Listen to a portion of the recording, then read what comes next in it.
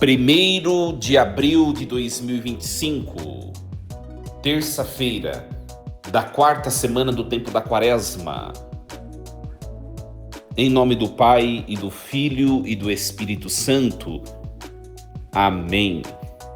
Meus queridos filhos e filhas, muito bom dia, vos saúdo com a paz de Jesus. Muito obrigado pela sua presença, que alegria nos encontrarmos nessa manhã dessa terça-feira, 1º de abril, o primeiro dia deste mês abençoado de abril, que seja um mês cheio de alegrias, de bênçãos de Deus. Então, muito bem, nós vamos meditar nesta manhã, deste 1º de abril, a leitura da profecia de Ezequiel, capítulo 47, versículos do 1 ao 9 e 12. Naqueles dias, o anjo fez-me voltar até a entrada do templo, e eis que saía água da sua parte subterrânea, na direção leste, porque o templo estava voltado para o oriente, a água corria do lado direito do templo, a sul do altar.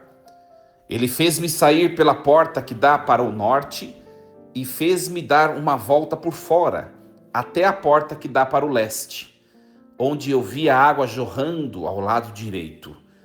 Quando o homem saiu na direção leste, tendo uma corda de medir na mão, mediu 500 metros e fez-me atravessar a água.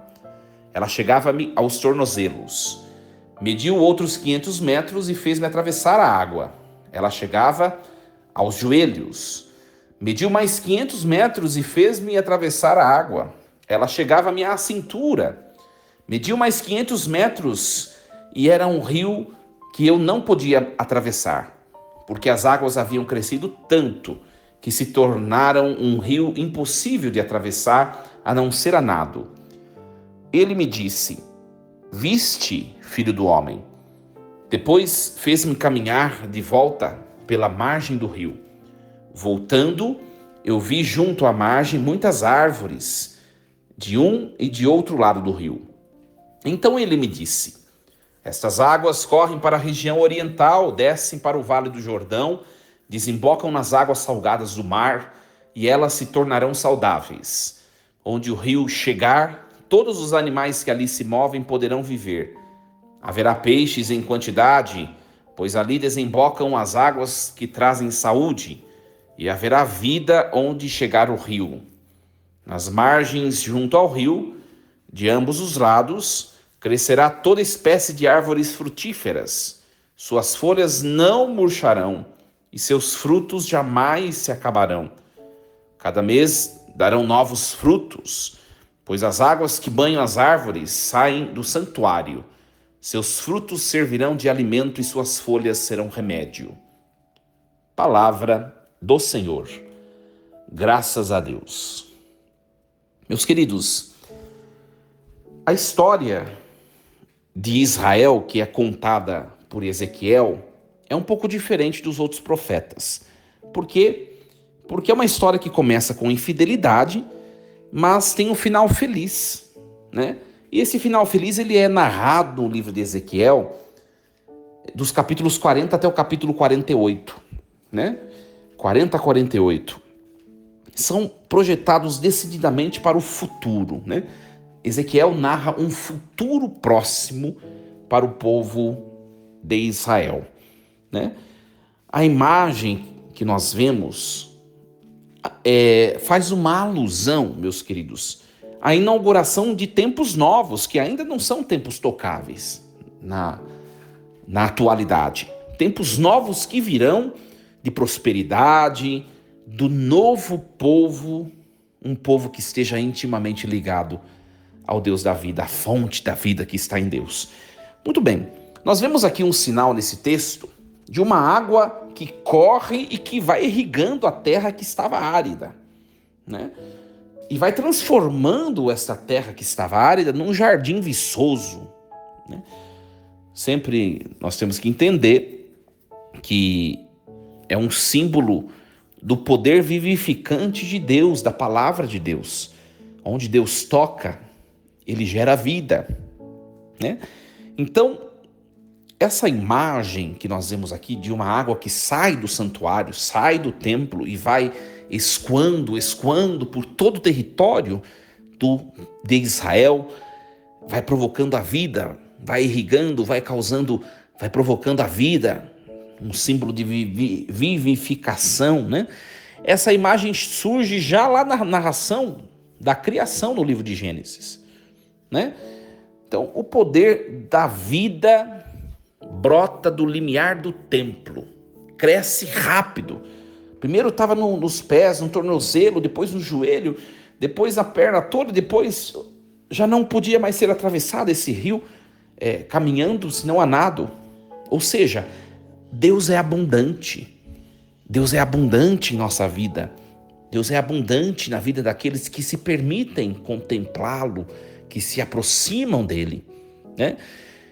Mas na beira da torrente vêm-se as árvores de frutos, né? É a bênção de Deus. Onde Deus toca, ele provoca consequência de alegrias, de realização humana, né? Então nós vemos aqui, nós vamos ouvir no Evangelho, quem for à missa hoje, né? O Evangelho da piscina de Betesda, né? A piscina que realizava milagres, já não é capaz de realizar um milagre na vida de um determinado homem, porque ninguém o leva até ela. Ou seja, essa piscina, embora realize milagres, ela é insuficiente para a vida daquele homem. Nós vamos ouvir no Evangelho de hoje, quem for à missa, né? Ou se você não for, leia o Evangelho de hoje. E é Jesus quem é a verdadeira água, né? É Jesus que é Deus feito homem, o verdadeiro templo, o verdadeiro santuário do qual se escorre, né? Do qual se escorre a verdadeira água, que é a água do Espírito Santo, né? Através da água do batismo. Deus, por meio de Jesus, seu Filho, as águas do batismo nos regenera, nos reconfigura, né? Nos cura, nos transforma, nos comunica nova vida. Que lindo! Esse texto, essa leitura de hoje de Ezequiel é um texto extremamente batismal, né? Extremamente batismal. Por quê? Porque mostra aqui a ação de um rio que sai do santuário. O santuário que é o lugar onde Deus habita. Não existe vida, meus queridos, sem que a fonte seja Deus. A gente tem que ter consciência disso. Deus é a fonte da vida. E não existe vida sem Ele. Por isso a água deve sair do santuário, né? Por isso que acontece o batismo na pia batismal do santuário, né? É um sinal esplêndido. O cumprimento, a atualização dessa leitura se dá numa celebração batismal, quando no templo, no santuário, né, Deus ele faz escoar o seu rio, as águas batismais que salvam. Isso é muito bonito, muito bonito.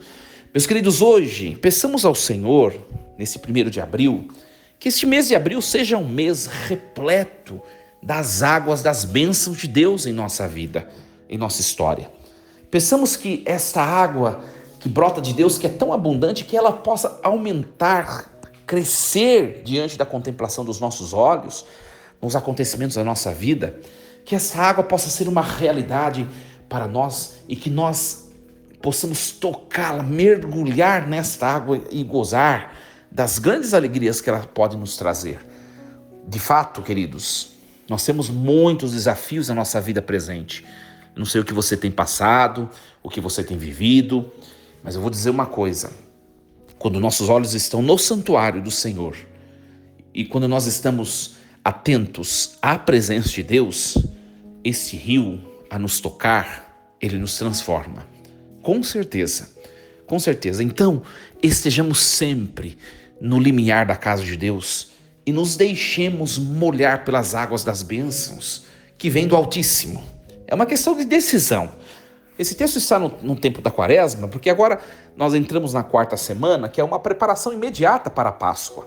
Por isso, nós vamos começar nos textos litúrgicos a acompanhar sinais batismais de um Deus que nos prepara para celebrarmos a vitória, mas Ele nos prepara por meio também do enfrentamento das dificuldades da vida, né?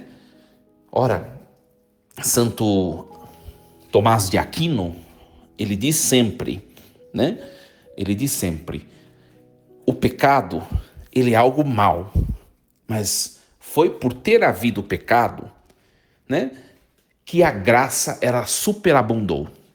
De tal modo que se não tivesse havido o pecado, a graça não teria superabundado. Ou seja, queridos, se você está passando por dificuldades, por desafios, por medos, saiba que a alegria, a glória, né, a realização, a vitória será muito maior do que o seu medo.